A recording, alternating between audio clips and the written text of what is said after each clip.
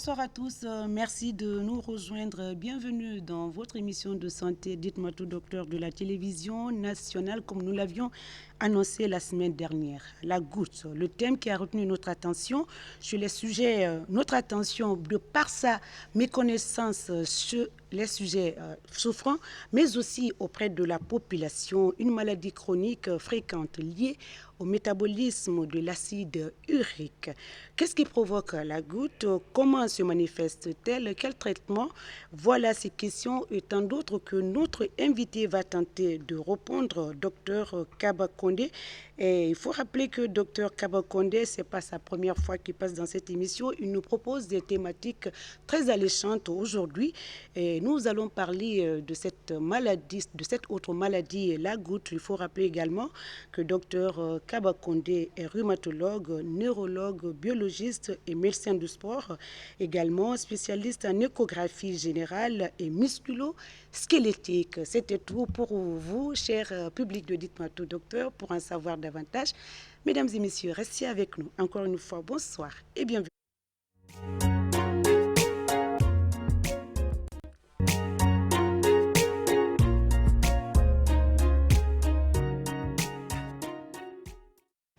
Retour sur le plateau de Dites-moi tout, docteur, 55 minutes pour parler de notre thème du jour, notamment la goutte, comme je le disais tout à l'heure, une maladie chronique fréquente liée au métabolisme de l'acide urique. Encore une fois, docteur, bonsoir. Eh bien, je viens de donner une définition basique pour nous profanes. Est-ce que il y a d'autres définitions que vous pouvez proposer en tant que spécialiste à nos aimables téléspectateurs? Alors, tout d'abord, bonsoir Madame Sisseko de m'avoir invité pour parler d'un sujet aussi important mais aussi négligé qui est la goutte. Alors, votre définition, oui, elle n'est pas mal, mais on peut... Mais c'est pas mal, c'est pour nous profanes, comme je le disais, donc. D'accord. Alors, la goutte, en définition simple, la goutte fait partie des arthropathies microcristallines.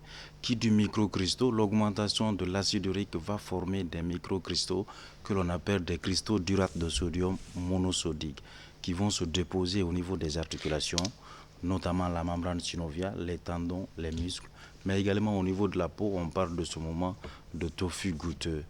Effectivement, c'est cette définition classique. Mais il faut rappeler que la goutte, c'est une pathologie ancienne. Depuis 1854, elle a été décrite et l'acide urique était considéré comme un poison. Elle a été nommée qu'un poison rentrait goutte à goutte dans l'articulation, d'où le terme de goutte. Mais depuis lors, le concept a très évolué actuellement. Vous parlez d'acide urique, c'est un trouble du métabolisme des purines, donc c'est une maladie métabolique. Ensuite, la goutte, c'est une maladie auto-inflammatoire médiée par un complexe protéique que l'on appelle l'inflammasome, c'est-à-dire dans la goutte, il n'y a pas d'anticorps, comme dans d'autres maladies comme la polyarthrite rhumatoïde, le lupus ou encore le Sjögren. Et la goutte fait partie des arthropathies microcrystalline, c'est-à-dire c'est une maladie qui forme des glaces au niveau des articulations, ce qui est à l'origine des douleurs. Donc ce sont des concepts classiques de la goutte qui est assez évolué aujourd'hui. Vous avez employé tout à l'heure un mot poison dans le corps. Alors, est-ce que vous pouvez nous en dire davantage et par la même occasion nous donner les causes de cette maladie, de cette pathologie négligée, comme vous l'avez dit, mais très fréquente et qui déforme des articulations sur les sujets concernés? Oui, en effet, effectivement. Parce que l'acide urique était considéré par les chercheurs depuis 1854 que c'était un poison. Donc, les premières recherches de Garrod ont montré que c'est l'acide urique qui détruisait l'articulation goutte à goutte. De fait que ça pénètre peu à peu dans l'articulation, d'où le terme de goutte.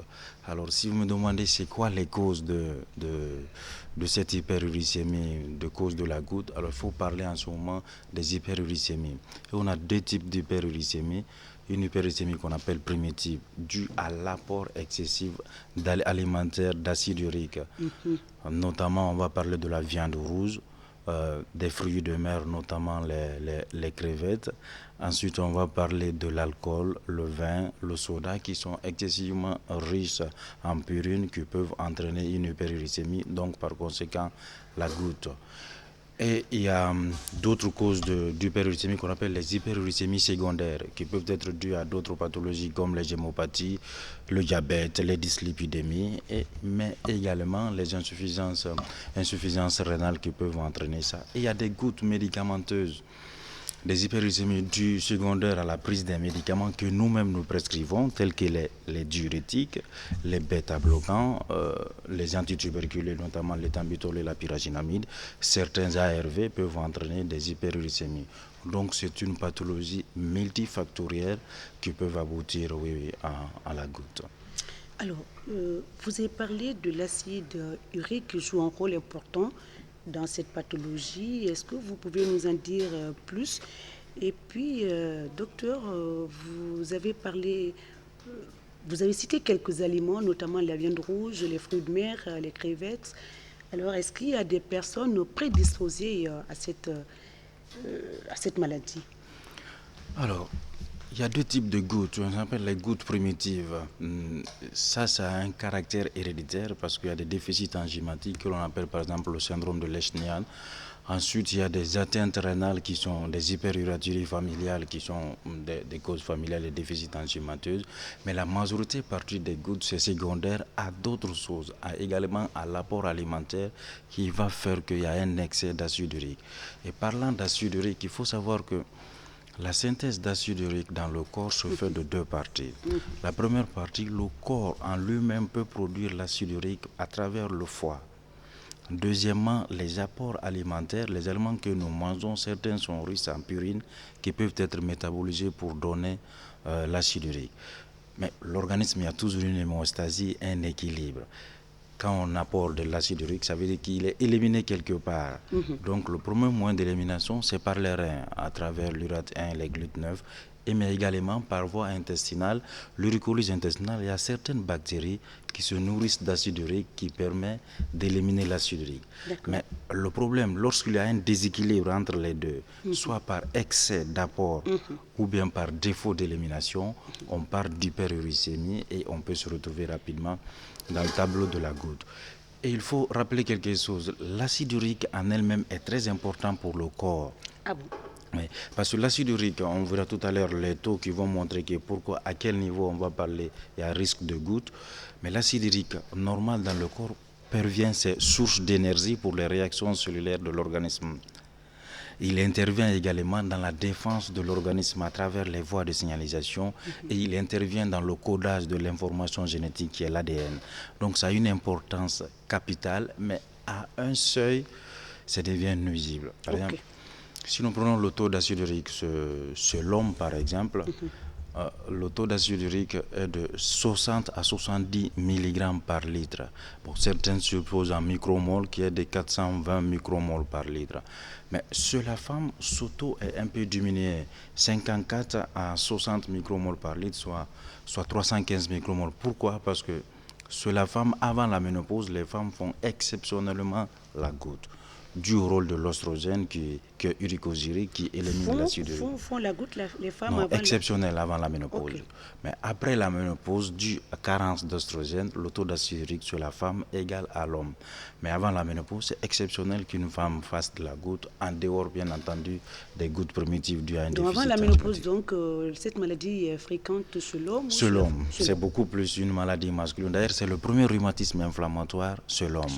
Donc avant la ménopause, les femmes sont épargnées, en dehors des causes primitives. Oui. Ok, alors on va dire comment survient la goutte, docteur, comment se manifeste-t-elle, disons, quels sont les signes cliniques? Alors comment survient la goutte? La goutte, on avait parlé de taux d'acide urique tout à l'heure. C'est assez important parce que lorsque le taux est supérieur à un chiffre, c'est-à-dire chez nous on a 68 mg par litre, à ce taux-là, il va y avoir la cristallisation, la formation des glaces. Et ce sont ces glaces, le cristal, c'est pourquoi on appelle arthropathie microcristalline, ce sont ces cristaux qui vont se déposer au niveau de l'articulation. quand les cristaux se déposent dans l'articulation, et il y a les mécanismes de défense de l'organisme que l'on appelle l'immunité innée, qui vont considérer ce cristal comme un corps étranger et se mettre à le combattre. C'est pourquoi le déclenchement de la crise, on a la phase d'initiation, phase d'amplification et la phase de réussite. Les cellules polynucléaires, les monocytes macrophages vont intervenir dans ce domaine-là, ce qui fait qu'on va avoir l'articulation gonflée.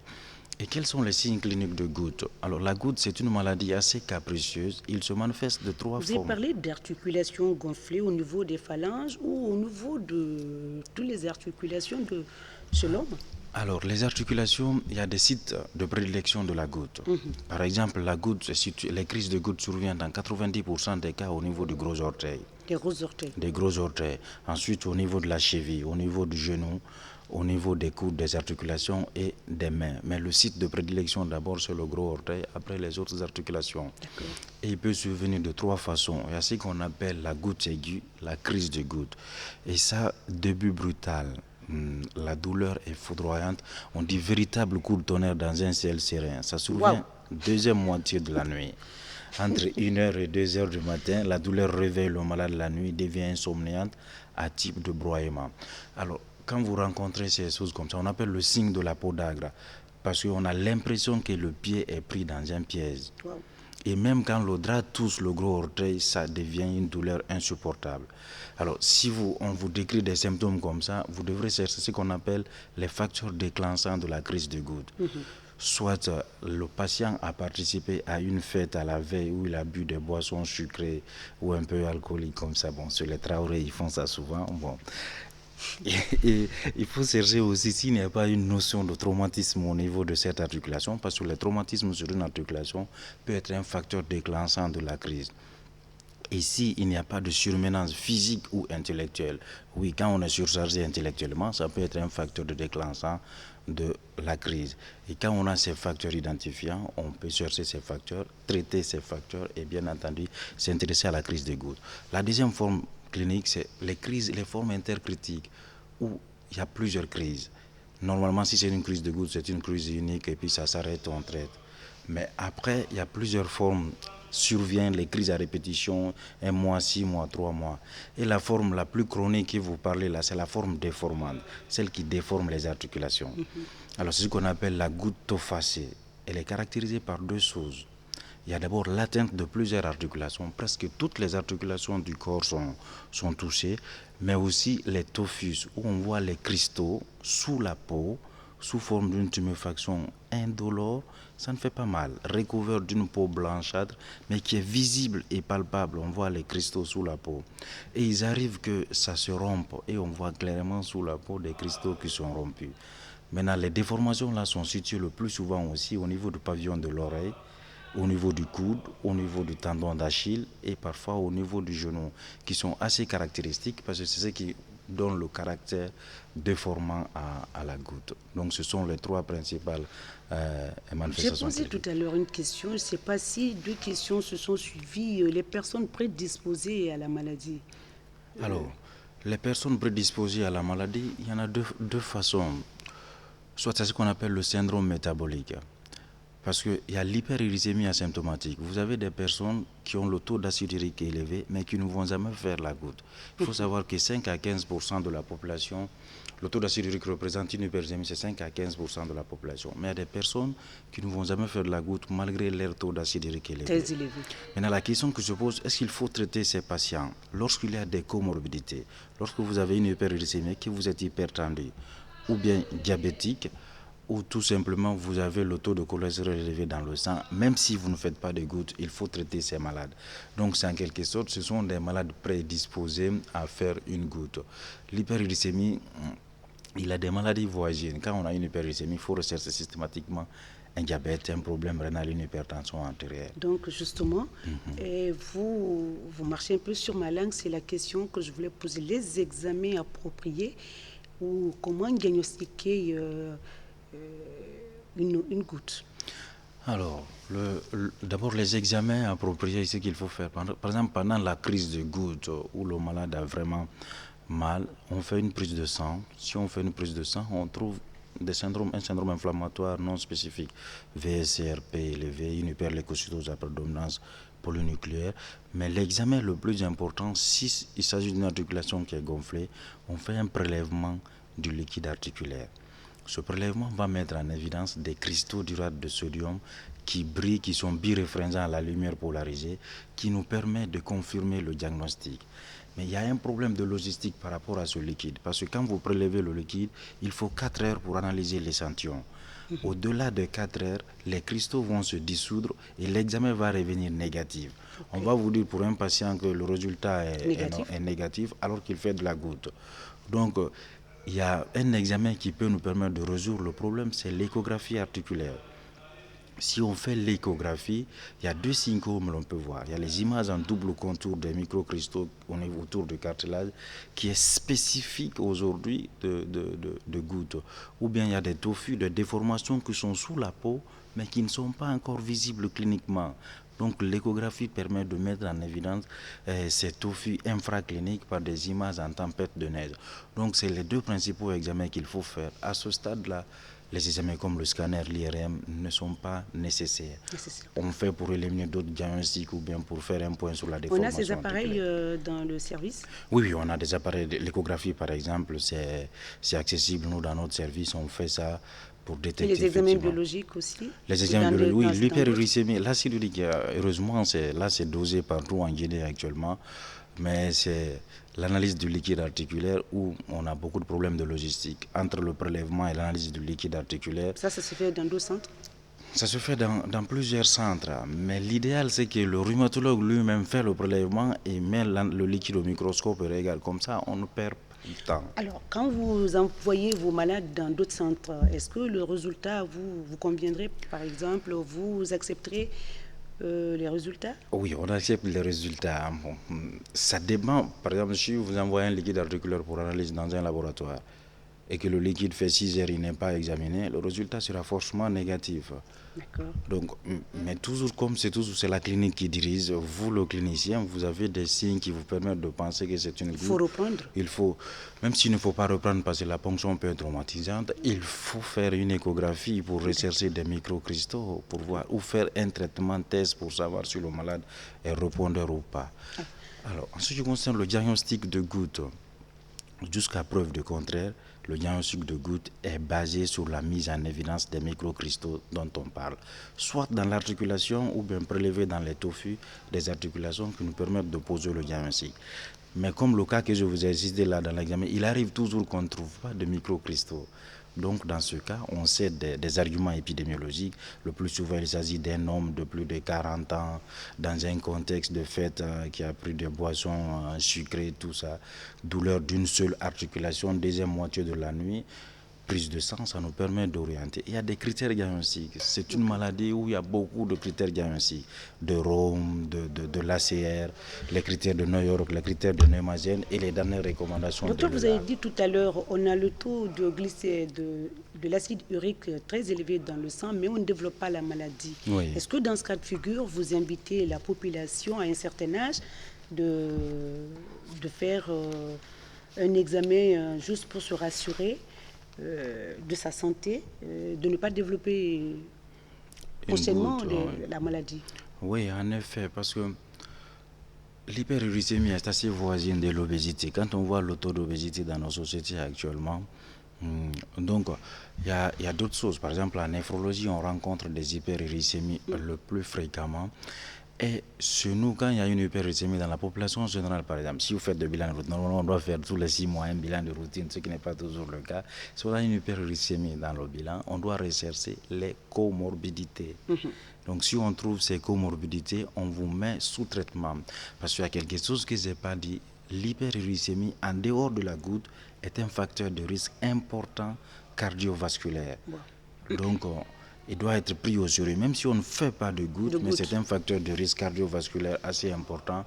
Donc, il faut prendre ça au sérieux et mettre un traitement pour Alors, empêcher on parle de gouttes, vous avez parlé des différents cas, des différentes crises de gouttes. Et à quel moment parle-t-on des cas compliqués ou des cas de complications?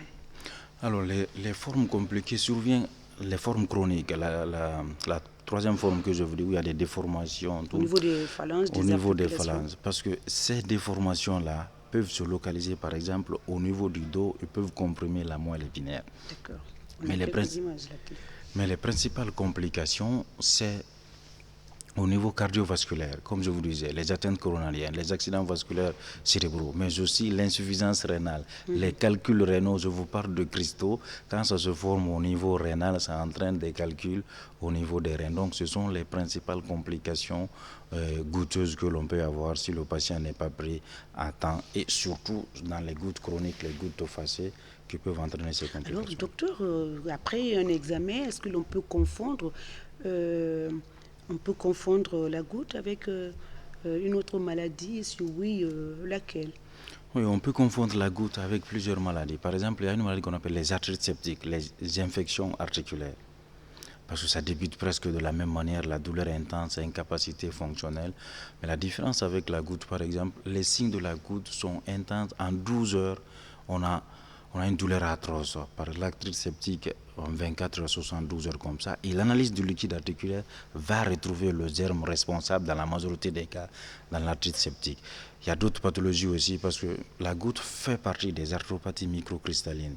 On appelle une autre arthropathie microcristallline qui est la chondrocalcinose. Mais elle, par exemple, c'est beaucoup plus fréquent sur les femmes après 60 ans. Et on met des cristaux de pyrophosphate de calcium dihydraté dans le liquide articulaire.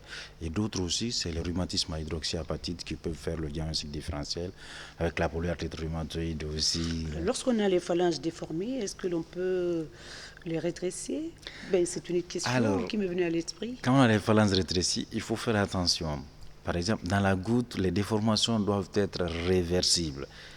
Quand j'enlève, ça revient. Mais dans une maladie comme la polyarthrite rhumatoïde, lorsque les phalanges sont déformées, sont irréversibles, il y a une rétraction tendineuse, elles ne bougent pas.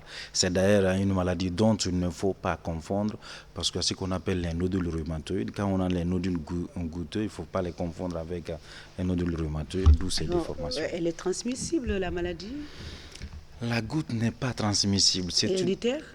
C'est possible héréditaire. Il y a des formes primitives, par exemple la maladie de Leschnia, qui est due à un déficit en hyposantine guanine transférase, qui est un déficit enzymatique. Et aussi, il y a des hématuries familiales qui sont des gouttes primitives dues à des mutations génétiques. Mais sinon, en dehors de ça, l'essentiel de la goutte est une maladie alimentaire. Ça dépend de nos habitudes alimentaires. On en parle tout à l'heure dans cette émission. Vous n'avez pas regardé les images qui défilaient sur l'écran. Et comme c'est réservé vers la fin, on va parler du régime alimentaire pour ces sujets malades. Mais avant, on va parler un peu le traitement de la maladie et enfin, comment éviter les moyens de prévention, comment éviter la maladie. Alors, le traitement de la goutte, d'abord le but du traitement, c'est l'une des rares maladies où on peut guérir, une des rares maladies rhumatismales. Bon, en rhumatologie, l'objectif de notre traitement, c'est de calmer la maladie. Mais dans la goutte, on peut vraiment guérir de la maladie. On peut guérir de la maladie. On peut guérir de la goutte à condition de respecter un régime alimentaire strict pour éviter les réussites. Allez, vous allez nous dire tout à l'heure quel est le régime alimentaire pour ces sujets. Donc, il faut soulager le malade et guérir, éviter les complications pour le malade. Alors, quels sont les moyens thérapeutiques? Il y a une enquête qui a été faite récemment dans une étude qui a été publiée récemment. Il y a deux choses qui sont sorties par les malades. Les médecins même ont reconnu qu'ils ne prennent pas assez de temps pour donner les informations nécessaires aux malades. Et les malades ont estimé qu'ils sont moins écoutés par le médecin. Par les médecins, oui. Et c'est de là, parce que la goutte, c'est une des maladies où la prise en charge est encore très mauvaise. Est-ce que l'on parle de prise en charge dans le service, par exemple, prise en charge totale, comme vous? Oui, parce que la goutte, plus vous expliquez aux malades, quand vous posez le diagnostic, vous expliquez les aliments qu'on a cités, l'information d'abord. Il faut le dire, mesures hygiéno-diététiques. Il faut arrêter la consommation de l'alcool ou les bières. Il ne faut pas manger assez de viande. Il ne faut pas manger des trucs comme les fruits de mer. Par contre, on peut dire... Toutes sortes de fruits de mer? Surtout les crevettes sont très riches en purine. Les crevettes sont très riches en purine, donc sont susceptibles d'entraîner une hyperuricémie. Oui, mais par contre, il y a d'autres produits qui sont protecteurs, comme les produits laitiers, par exemple. Oui, les produits laitiers sont protecteurs. Le café, le thé, ils ont moins d'acide urique. Tiens donc, le pain n'entraîne pas une hyperglycémie, heureusement, parce que nous sommes tous des gros consommateurs de pain. Gros consommateur de pain, et certains ne recommandent pas le pain. Hein? Oui, Certains ne recommandent pas le pain. Pourtant, oui. Ben, c'est compliqué. C'est compliqué, en effet. Est-ce qu'on peut avoir un listing, par exemple, des aliments propres à ces malades, à ces personnes? Alors, il y a ce qu'on appelle le régime, le régime goûteux. Quand on va en venir tout à l'heure aux médicaments, quand vous faites la prescription médicamenteuse, vous devrez faire la prescription de régime aussi que le malade doit suivre. Parce que je vous ai dit, la goutte se guérit, mais si on ne suit pas le régime, ça récidive, ça revient. Ça revient. Donc, c'est ce qu'il faut éviter, les récidives. Donc, les aliments à éviter ou à manger avec modération. On peut en mourir? Oui, on peut en mourir par ces complications, surtout cardiovasculaires et rénales. Donc, il y a des aliments, consommer moins de viande par exemple, arrêter la consommation d'alcool si possible, diminuer les boissons sucrées qui contiennent des fructoses et recommander les produits laitiers, le fromage, le lait. Je n'ai pas envie de dire beaucoup de café, mais pourtant le café c'est protecteur de temps à autre. Le thé, oui, ce sont des aliments protecteurs. Le poulet, le poisson? Alors, le poulet, non, le poulet et le poisson peuvent, certains types de poulet, surtout le poulet de chez nous, importé. Le poulet importé contient des purines. Il peut donner le métabolisme peut donner une hyperglycémie. Les poissons aussi, certains types de poissons contiennent des purines. Docteur, la prochaine fois, il faudrait nous faire une liste de poissons que les sujets malades de la goutte doivent éviter. Hein? Ben, ça serait formidable parce qu'on ne connaît pas la différence des poissons que l'on doit consommer. Et quand on raffole de poissons, on mange toutes sortes de poissons. Ah, oui, hein? En effet. Alors, docteur, allez-y. Pour le traitement, alors, en ce qui concerne le traitement, il y a le traitement de ce qu'on appelle la crise de goutte. Quand la crise survient, il y a les médicaments qu'il faut mettre. Il y a le médicament qui est très accessible, dont tout le monde connaît, tous les médecins connaissent presque, c'est la colchicine. En dehors des contre-indications, et puis en plus c'est un médicament qui coûte très très très moins cher. Donc en dehors des contre-indications de la colchicine, c'est le médicament de référence de la crise de goutte. Ça n'a pas d'autre effet? Alors, ça a des effets indésirables, oui, bien sûr. La diarrhée, quand on donne la colchicine aux malades, on vous indique que vous risquez d'avoir de la diarrhée. Et le problème de ce médicament, c'est la façon d'utiliser par les médecins. Parce qu'il y a des études récentes qui ont prouvé que si vous donnez la colchicine à forte dose, il y a certains qui donnent 3 comprimés à 4 comprimés par jour. Si vous donnez un comprimé de colchicine par jour, c'est à presque les mêmes effets bénéfique, mais avec moins d'effets indésirables. Donc 50% de moins d'effets indésirables. Donc la dose recommandée, on donne colchicine, un comprimé, 1 heure plus tard, 0,5 mg pour le malade, et on répète cette dose, 0,5 mg x 3, pendant 5 jours, et la crise va s'arrêter. Mais le problème de ces médicaments, il faut les utiliser très tôt, pendant la phase vraiment aiguë, pour qu'ils soient efficaces. En dehors de la colchicine, il y a les anti-inflammatoires non stéroïdiens qui peuvent être utilisés, bien entendu, en dehors des contre-indications qui peuvent être utilisés dans la crise de goutte. Et si les anti-inflammatoires ou la colchicine ne sont pas efficaces, on passe à la corticothérapie, à la prédnisolone, 30 à 35 mg, avec des doses croissantes selon les recommandations de l'ELA. Et bien entendu, il y a un autre médicament de la crise, les anti-interleukine 1, que l'on appelle l'anakiran, qui est également utilisé dans la crise. Alors, après la crise, il y a ce qu'on appelle le traitement de fond, les hypouricémiens, qui vont permettre de diminuer le taux d'acide urique. Le problème de ces traitements, quand un malade vous fait une crise, on ne le met pas sur ces médicaments. Il faut que la crise soit répétitive ou bien la goutte chronique avec ses déformations, qu'on commence ce traitement. Donc, il y a 3 classes de traitement hypouricémien. Il y a d'abord les inhibiteurs de la xanthine-oxydase, c'est-à-dire qui diminuent la synthèse d'acide urique. C'est l'allopérinol, le fébuxosate. Ensuite, il y a les uricosuriques, le probénocide, qui sont là, le losartan. Tout ça, c'est le traitement médicamenteux. Tout ça, c'est le traitement médicamenteux. Mais non, il n'y a pas d'autres traitements chirurgicaux, par exemple, non avec, la chirurgie est possible. Quand on a des déformations importantes, des nodules au niveau des coudes des articulations, on fait la chirurgie, bien entendu, on continue le traitement de fond. Parce que même si on fait la chirurgie, si on ne prend pas les médicaments qu'il faut, les mêmes déformations vont revenir. Donc il est important d'associer dans certains cas où les nodules sont, ou bien les nodules se sont ulcérés, oui, on peut demander un apport chirurgical et bien entendu continuer sur le traitement curatif. Comment éviter, c'est la dernière question pour vous, avant d'afficher, je crois que le numéro même est affiché au bas de l'écran, le 620 58 90 73, la deuxième partie, pour permettre donc aux téléspectateurs de nous appeler, de vous appeler, hein, pas moi, de vous appeler et poser des questions. Mais avant que le téléphone ne sonne, quels sont les moyens de prévention? On guérit de la maladie, on peut en mourir. Comment donc mieux vaut prévenir que de guérir? Alors, il y a deux moyens de prévention de la goutte. La première prévention que l'on peut faire, c'est les moins médicamenteux. La colchicine, on peut donner 0, c'est un petit comprimé de 1 mg.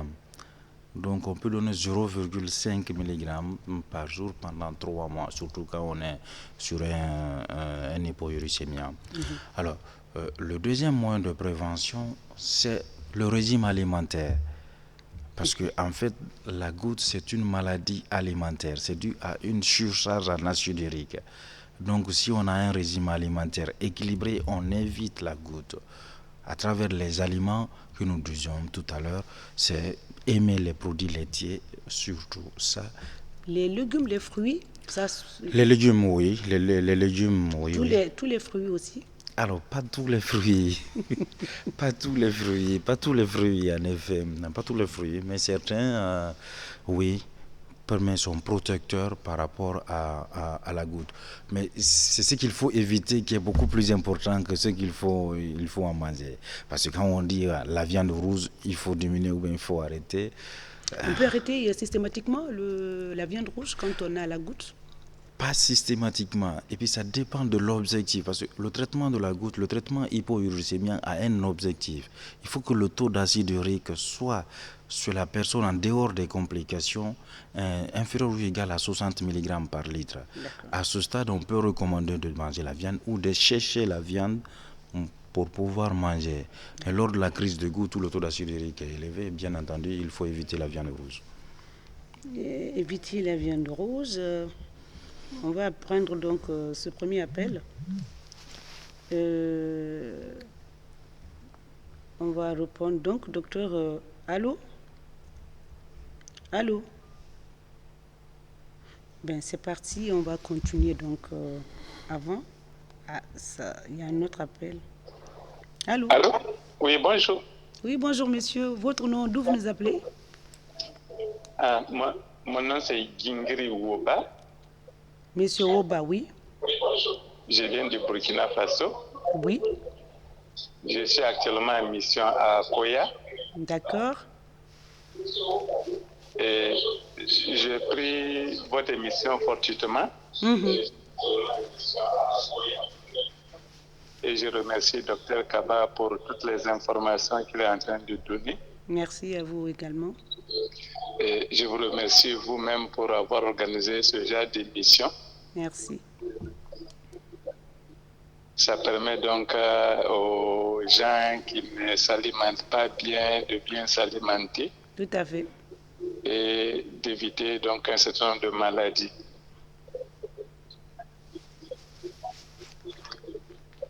Vous n'avez pas de questions? Moi-même, je travaille dans le domaine de la communication pour la santé. Merci, d'accord. Et donc, je suis sûrement dans le même domaine que Dr Kaba. D'accord. Oui, non, j'arrive. J'ai la goutte depuis quelques années. Et comme il l'a dit, en tout cas, mes deux gros orteils là, ils sont déjà déformés. Wow. Et j'ai 2 paires de chaussures en cuir que je porte, je peux plus acheter de nouvelles paires. Wow. Donc, pour dire que ce qu'il est en train de dire, en tout cas, je crois qu'il faut que les gens prennent conscience du danger. C'est sérieux, c'est sérieux. De la consommation de la viande rouge et la consommation excessive de la viande rouge. C'est vrai que notre mode alimentaire a complètement changé. Totalement. Peut-être que si on a un billet dans la poche, au lieu d'aller manger à la maison avec la viande qui a été mise dans la sauce, On préfère aller à la dibiterie et puis acheter 2 000, 3 000, 5 000 et puis on s'assoit entre copains, on mange et on ajoute la bière. Et cette combinaison, comme il l'a dit, c'est toxique pour l'organisme en temps normal. Voilà, et donc voilà un peu ce que je voulais donner comme témoignage. Merci de votre contribution, monsieur. Et puis vous encourager pour ce travail-là. Merci. Merci, docteur Kaba, pour tous vos efforts. Merci. Mais ce que vous dites là, quand on a déjà goûté la viande, c'est difficile d'arrêter. Ah voilà, c'est ce que je dis. Si on doit arrêter systématiquement, ou voilà, grignoter de temps à autre, la viande, c'est vrai. C'est vrai que, comme vous l'avez dit, il faudra qu'ils reviennent. Il faut que Dr Kaba vienne avec la liste donc, des produits de mer qu'on ne doit pas consommer. Si, si. Pulpe, par exemple, ça c'est très bon. L'expérience que j'ai eue, j'étais une fois en mission à Accra. Et puis un de l'Afrique de l'Ouest qui arrive à Accra, qui trouve les fruits de mer dans le plateau. J'en ai consommé excessivement. Je ne savais même plus c'était quoi et quoi j'ai consommé, mais après j'ai eu la crise. Et donc, je pense que pour faire court, chacun doit faire attention à ce qu'il mange et ce qui déclenche la goutte et éviter donc de les manger. Oui, c'est vrai. Mais quand on n'est pas attentif à son organisme, ça pose des problèmes aux différents médecins pour pouvoir nous prescrire des traitements. C'est vrai.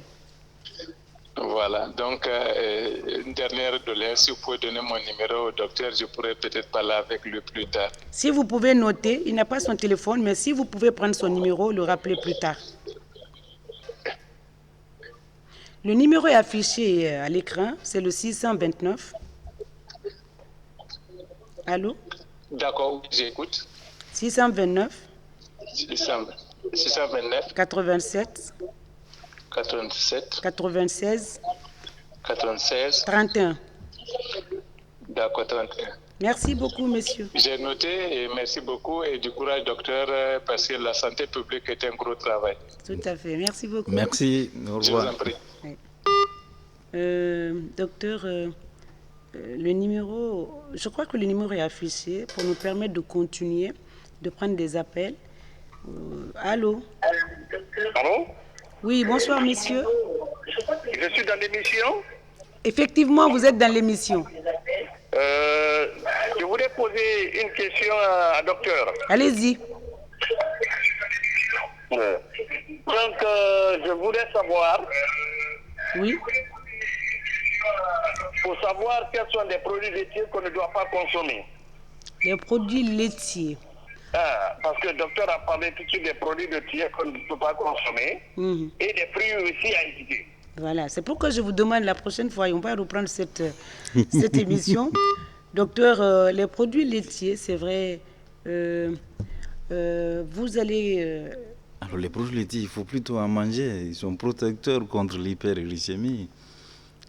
Les produits laitiers, il faut en manger. D'accord.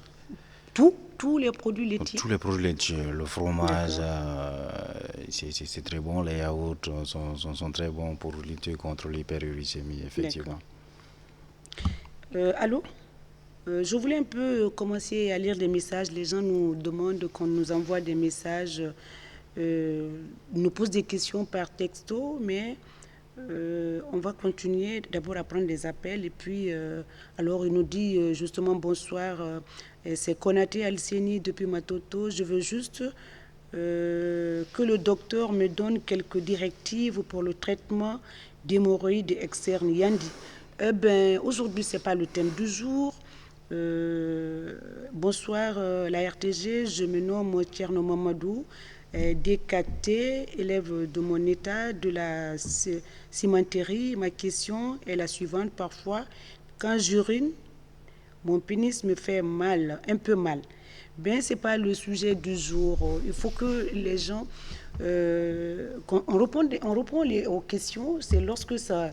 C'est le thème du jour. Aujourd'hui, on parle de cette autre maladie qui est la goutte. On va donc prendre des appels. Docteur, les questions là ne vous concernent pas. Hein? Oui. Les questions là ne vous concernent pas et il doit avoir un neurologue. Hein? Ouais. Celui qui a mal quand il fait pipi, ce jeune homme qui a mal quand il fait pipi, il peut aller à neurologie, à Yazine, il peut voir un médecin. Et puis, on parlait donc de comment éviter la maladie avant notre appel et puis sensibiliser la population. Est-ce que vous invitez à tout le monde à un certain âge de faire un test, un dépistage, connaître son taux de glycémie? Parce que vous avez parlé de ceux qui ont le taux élevé mais qui ne développent pas la maladie.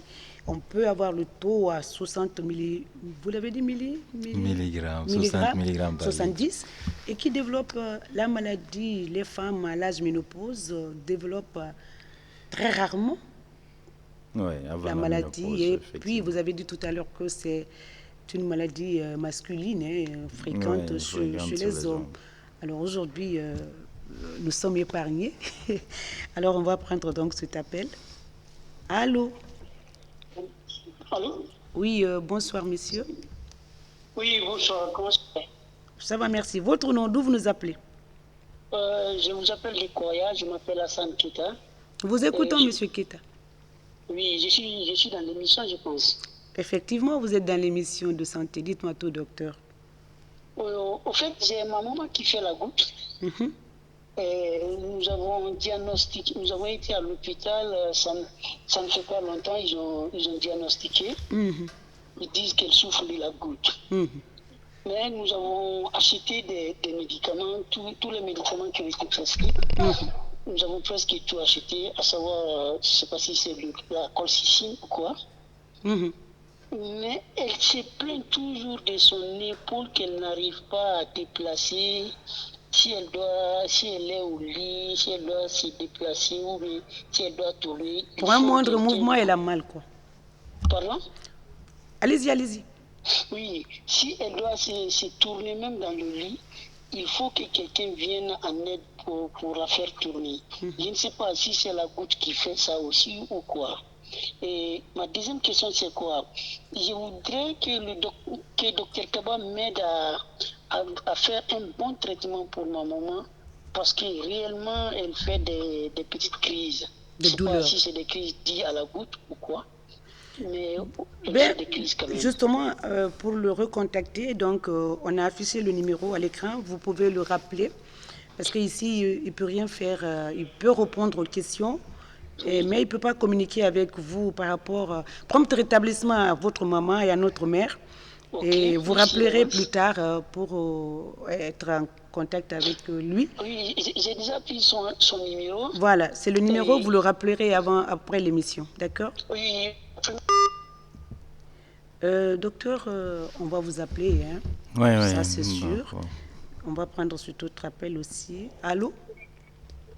Allô, madame, bonjour. Oui, votre nom, monsieur, d'où vous nous appelez? Moi, c'est Diallo Ali Badra, je vous appelle de Sangoya. Nous vous écoutons, monsieur Ali Badara. Je suis dans l'émission Santé, dites-moi tout, docteur. Effectivement, oui. Bien, je voudrais faire une proposition à docteur. Allez-y. Comme les Chinois disent que l'homme crée sa tombe avec ses dents, ça veut dire que c'est à travers les aliments que souvent... donc ça prouve déjà que c'est à travers les aliments qu'on peut contracter toutes sortes de maladies, à part les maladies génétiques.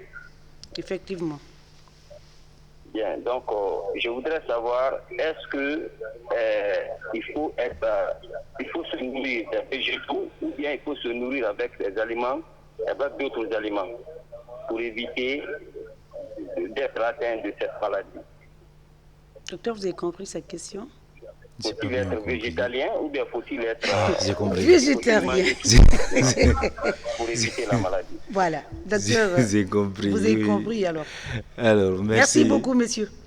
Merci, monsieur Alcine de Sangwa. Effectivement, végétarien, ça pourrait résoudre le problème de goutte. Mais si on a déjà la goutte, Si on a déjà la On goutte, devient végétarien, ça peut aussi résoudre le problème. Mais il y a quelque chose qui est difficile. Voilà. Quand on est On a habitué déjà à développé la manger la maladie. viande et puis dire arrêtement, subitement, je vais devenir végétarien. Et c'est ça le problème d'ailleurs de la goutte, c'est le régime. Moi, j'ai connu des malades, quand on leur dit de ne faut pas manger de la viande, ils vont se cacher pour manger la viande. C'est ce qu'il a dit tout à l'heure, monsieur le Béninois. Le Burkinabé plutôt. À chaque fois que vous faites le contrôle, vous trouvez qu'il a hyper mal à l'échographie, il y a des synovites partout, le taux d'acide urique est à 8, est très élevé, mais vous vous demandez qu'est-ce qui se passe. Donc, et malheureusement, il y a d'autres médicaments dans ces cas-là qu'on peut utiliser qui ne sont pas là. Donc vraiment, le meilleur moyen, c'est de faire rigueur sur soi et de suivre un régime. Rigueur sur soi, c'est important. Tout excès d'ailleurs, docteur Kaba Kondé, n'est pas bien pour l'homme. Allô? Allô? Allô? Oui? Allô? Oui? Bon, en fait, c'est les enfants, quand ils voient le message, le numéro, ils appellent. Donc, docteur, on va lire ce message que les gens nous ont envoyé. Docteur, il y a un médecin qui m'a conseillé de ne pas manger le poisson bleu, c'est-à-dire les poissons sans écailles, par exemple, et même le crabe et autres fruits de mer. Donc, il faut nous fournir la liste totale des aliments et fruits à manger. Docteur, Madame Kourman Hadja Fatoumata Touré. Alors, docteur, ça devient... Vous allez revenir ici pour nous fournir une liste d'aliments. Allez, pas manger. Allô? Oui, allô? Oui, bonsoir madame. Rapidement, on n'a plus le temps. Monsieur, vous allez bien? Ah monsieur, excusez-moi, votre nom d'où vous nous appelez? Monsieur Souma, je vous appelle de Symphonia. Monsieur Souma, nous vous écoutons. Voilà, je suis chaque fois à votre émission. Merci beaucoup. J'ai eu la chance de vous appeler. Ah, merci. Bon, oui, donc c'est une très bonne émission. Merci beaucoup. Et merci monsieur Kaba Kondé. Merci à vous également. Merci. Pour ces brillantes interventions par rapport à la maladie goutte. Voilà, moi je ne suis pas atteint de cette maladie, mais quand même je suis asthmatique, quoi. Donc c'est une doléance que je vous fais pour que vous puissiez nous envoyer prochainement un spécialiste chargé de l'asthme. Parce que l'asthme, on dit que c'est inguérissable. Voilà. Vous êtes asthmatique, vous? Oui, je suis asthmatique. Alors, on ne vous promet pas, mais on va inviter un médecin spécialiste dans ce sens pour aider les malades de l'asthme. D'accord, madame. Merci beaucoup. Merci. Docteur, alors vers la fin, nous sommes vers la fin de l'émission, il nous reste quelques minutes timing. Alors on va lire encore d'autres messages. Bonsoir la RTG, je me nomme Oumou Kouloumouti Diallo. Je remercie vraiment docteur pour les conseils. Merci à vous également. On va continuer. Bonsoir la RTG, moi c'est Madame Camara, moi c'est Camara Lourman, étudiant en médecine à l'université Gamal Abdel Nasser de Conakry. Merci à Dr Kaba Kondé pour ses explications. Ma question au docteur est de nous reprendre le schéma thérapeutique de la goutte avec la colchicine. Ça peut être un de vos élèves ou une de vos élèves. Hein. Possible, oui. C'est sûr. Donc, on continue. Je peux lui reprendre le schéma rapidement. Allez-y donc, allez-y donc. Alors, le schéma de la colchicine, pendant la crise, Monsieur Diallo, on donne un comprimé de colchicine. 1 heure plus tard, on donne 0,5 mg. Ça, c'est le premier jour. Et les autres jours, on donne 0,5 mg, 1 heure d'intervalle, 3 fois par jour, pendant 4 à 5 jours. Voici le schéma de la colchicine pendant la crise de goutte. Le schéma doit être débuté très très tôt pour l'efficacité du médicament. Alors, on va lire ça aussi, ce message.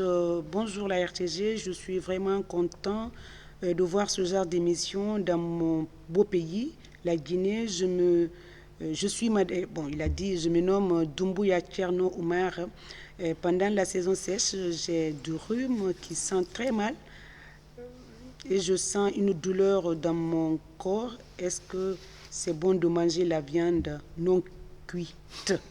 La viande non cuite, ça devient compliqué là. Alors, docteur, on continue. Quel signe on peut... Non. Ça, c'est des remerciements, des félicitations, des gens qui vous félicitent, qui vous encouragent. On va continuer. Donc, il nous reste combien de temps? C'est presque fini. On va prendre cet appel, on va clôturer. Allô? Allô? Rapidement, on n'a plus le temps. Allô? Docteur, le dernier mot. Le dernier mot, d'ailleurs, manger mieux pour éviter la goutte.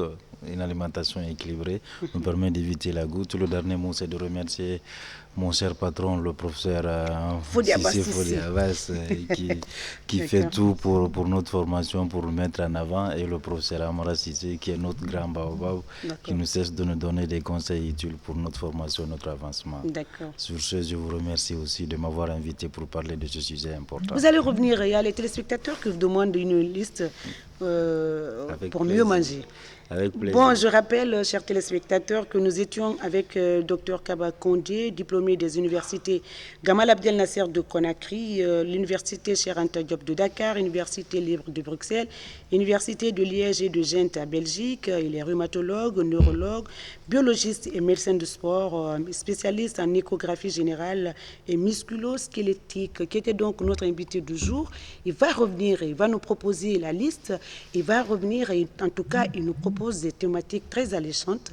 C'était tout pour aujourd'hui. La semaine prochaine, donc, nous allons recevoir des spécialistes, un gynécologue, pour parler des VBG, violations basées sur le genre. Le mois de février donc, est dédié à la célébration internationale Tolérance Zéro. Donc, on va inviter des activistes, des ONG, pour nous informer ce qui se passe actuellement dans ce sens, les violations basées sur le genre. J'invite également à nous rejoindre sur nos réseaux digitaux, sur notre page YouTube. Pour ceux qui n'ont pas suivi cette émission d'aujourd'hui, vous pouvez aller donc sur notre page. Merci à l'équipe technique qui m'accompagne tous les dimanches pour la réalisation de Dites-moi tout, docteur, votre émission de santé. On se retrouve la semaine prochaine. D'ici là, prenez soin de vous. N'oubliez pas des gestes barrières, le port obligatoire des masques, le lavage régulier des mains.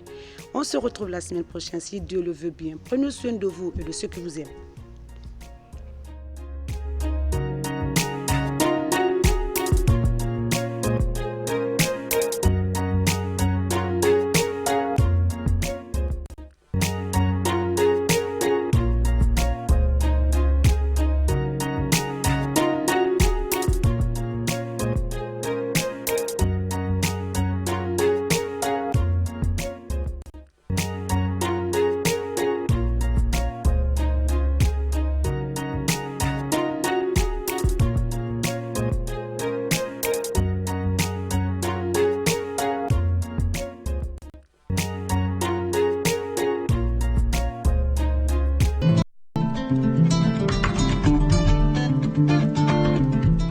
Paysage luxuriant, agriculture florissante, première réserve mondiale de bauxite, perspective énergétique rassurante, le nouveau visage de la Guinée.